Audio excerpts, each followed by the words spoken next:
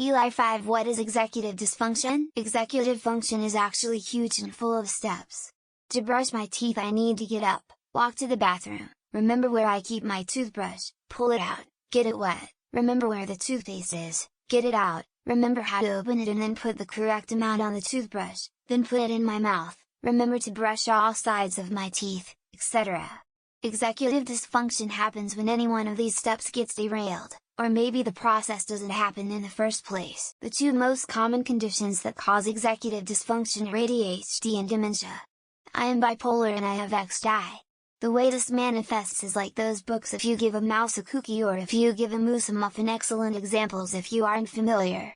I will go to the store for groceries and then decide to vacuum the living room. While I am vacuuming I notice a broken faceplate on an electrical outlet, so I leave the vacuum out and go to Lowe's to buy a new one. While I am there I forget all of the other things I need from Lowe's. Then I get back home and realize there's ice cream melting in the trunk because I forgot to put the groceries away. I've self-sabotaged my way through jobs and school and my credit and other important tasks because I just won't do things. I have debilitating anxiety that I have mostly gotten under control, but my ability to make myself do things is still unresolved.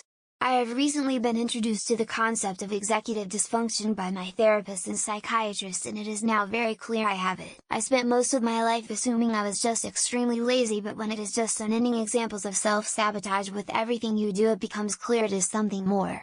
Executive functions are cognitive abilities that drive goal-oriented behavior and are critical to the ability to adapt to the environment. They can be divided into 4 categories: working memory, inhibition, set shifting, and fluency. Dysexecutive symptoms can occur in most neurodegenerative diseases and in many other neurologic, psychiatric, and systemic illnesses. Therefore, people with dysexecutive functions have trouble with time management, paying attention or switch focus, plan and organize stuff. You hold the wheel of the boat. You turn right, the wheel is not connected to the boat, but it's connected to another you, that receives the instruction and then needs to move the real wheel that makes the boat turn. You're up there and are not aware you are turning, but you down there are not. You down there receive the instruction, but there is a ghost that doesn't allow you to move the real wheel, but you can see the ghost and you can't tell you what's going on. There's a video I saw that I found helpful as a neurotypical person. Unfortunately I don't have a link. Anyway, go turn a burner on in your stove. See that it's hot, and try put your hand on it. Don't actually do this. It's a thought experiment. You know that if you put your hand on it you'll get burned, so you just can't make your body put your hand down. That's executive dysfunction. You want to tell yourself to do something but you just can't make yourself do it. Just a note for all the answers here. Everyone has a sliding scale of executive function.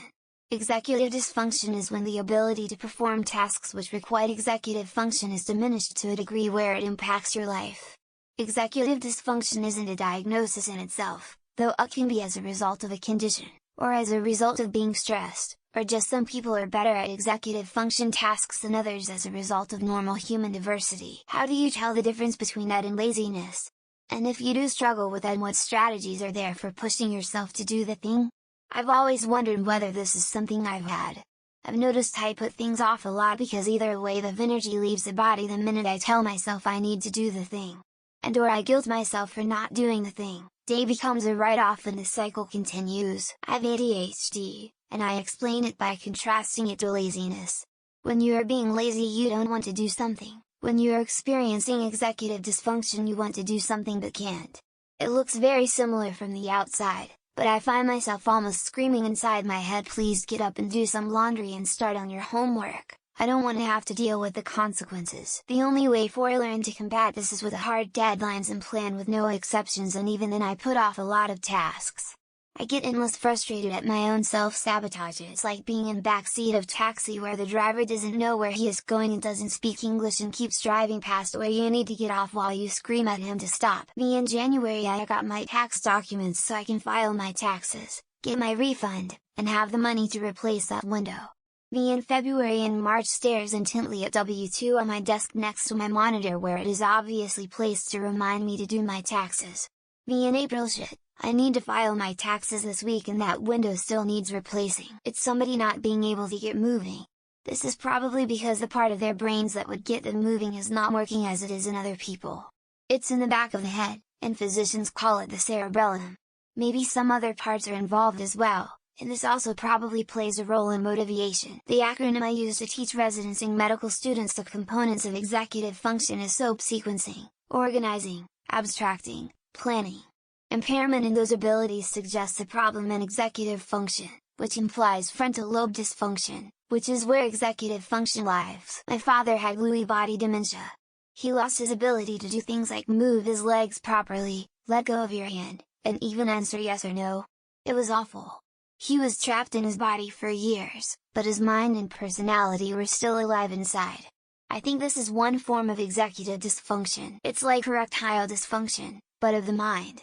Your heart wants to do it, your mind doesn't comply. P.S. Not OC. This is a damn good description that I also read some time ago on one of the ADHD subreddits. Interesting. I know people who attribute their inaction on distasteful tasks to executive dysfunction. They have no problem doing things they like to do or are fun. However, have you ever tried to touch an electric fence? Those moments where you want to, but your brain won't let you. It feels like a physical block, even though it's mental. It's when my Apple Watch prompts me to stand up and I'm like, oh, okay, and then I do not stand up, despite fully intending to stand up. There's 5 types of executive functions and Russell Barkley is happy to explain how they work. It's when you don't have control of the "it's my brain so I get to decide what we do" part of your brain. What is executive dysfunction? When you've elected a dysfunctional or incompetent president.